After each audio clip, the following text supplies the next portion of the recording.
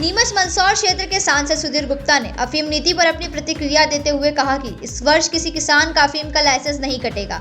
CPS system के तहत जिन किसानों ने निर्धारित मापदंड से कम डोडा दिया है उनके लाइसेंस होल्ड पर रखे गए हैं, न तो निरस्त किए गए और न ही काटे गए हैं। वर्ग 1995-96 के बाद जिन किसानों ने अफीम की खेती की थी और किन्हीं कारणवश उनके लाइसेंस कट गए थे, उन्हें नीति अनुसार इस वर्ष अफीम का लाइसेंस दिया जाएगा।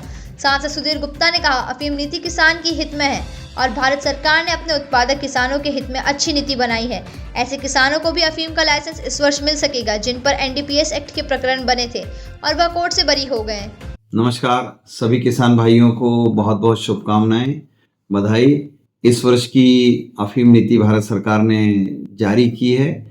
चूंकि समय से अफीम नीति जारी हुई है, इसलिए मैं सरकार को भी शुभकामनाएं देता हूं, बधाई देता हूं कि आपने किसान हितैषी समय पर निर्णय लिया है। और आप सब किसान भाइयों के लिए भी ये खुशखबरी है कि हम समय पर अपने खेतों में और बुआई कर पाएंगे। प्रसन्नता इस बात की भी है कि जिन्होंने सीपीएस पद्धति में खेती किया है, और जैसा कि हम लगातार इस बात को कहते रहे और उन्होंने इस वर्ष अच्छा उत्पादन दिया है, 900 किलोग्राम प्रति हेक्टर से अधिक का उत्पादन दिया है, ऐसे सब किसान भाइयों को इस बार चीरा पद्धति से और फसल लेने का अधिकार प्राप्त हो गया। तो क्षेत्र में भी हर्ष है। मगर साथ ही जिन किसान भाइयों ने 800 किलो से कम प्रति हेक्टर डोडा चूरा का उत्पादन दिया है, ऐसे किसानों के इस वर्ष पट्टे स्थगित रहेंगे, मगर वो कटेंगे नहीं। पट्टे लगातार हैं और अगले वर्ष वह पात्रता सूची में आने का अधिकार रखते हैं, और इसलिए पट्टे कटे नहीं हैं, ये भी हमारे लिए सुखद है।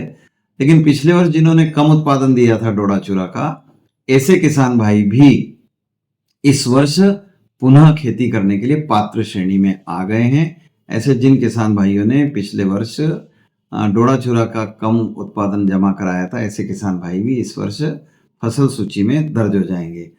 प्रसन्नता इस बात की कि 95-96 के बाद जिन लोगों को कभी भी और अफीम लाइसेंस जारी हुए हैं, किसी कारण से वो बो नहीं पाए हैं, ऐसे लोगों को जिनको स्मरण है, वो परिवार अपना जो है अधिकार प्रस्तुत कर पाएंगे और उनको इस वर्ष की फसल श्रेणी में जोड़ लिया जाएगा। फिर जो किसान भाई एनडीपीएस के प्रकरणों में दोषमुक्त पाए गए हैं, ऐसे किसान भाई भी इस वर्ष की अफीम नीति में पात्र श्रेणी में आते हैं, तो वह पात्रता के अधिकारों का उपयोग कर पाएंगे। तो मैं सभी किसान भाइयों को शुभकामनाएं देता हूं कि इस फसल वर्ष में अपने फसल को और निर्धारित समय पर बोने के लिए आप सब प्रयासरत हैं। आप सब लोगों को बहुत बहुत शुभकामनाएं। धन्यवाद।